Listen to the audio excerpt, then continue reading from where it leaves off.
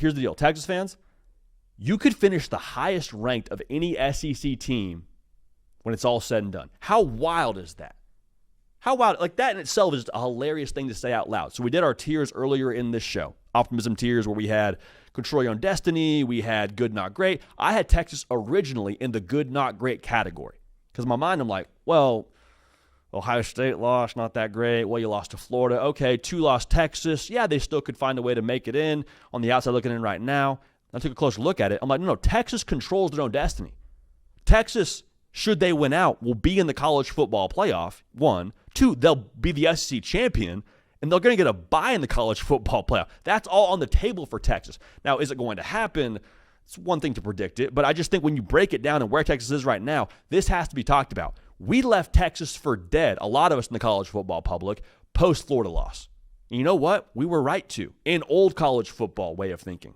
In the BCS and the 4-team model, we were conditioned to leave them for dead, more or less. 2 losses wasn't good enough to get in the playoff.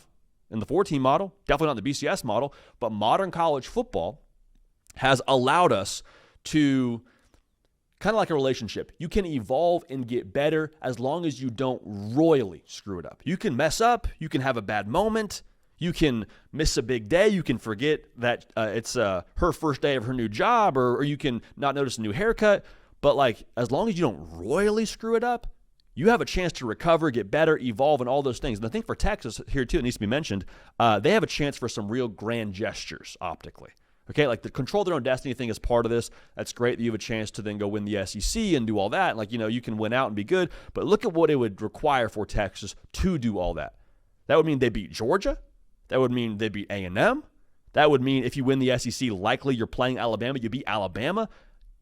I know it's crazy, but 2 lost Texas, I think, as an SEC champ, would get a bye in the college football playoff and be the highest-ranked team in that conference. So to give a final point on this, Week 1 takes are not real life. They're fun, they're knee-jerky, they're energetic, but what were we saying Week 1? Arch Manning sucks.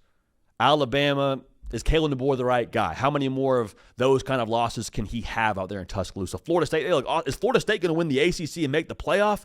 And then we get into the month of November, Florida State, we're talking about who could be the next head coach there potentially, should they move on from Mike Norvell. We already believe that he, unfortunately, will not be the head coach there next year.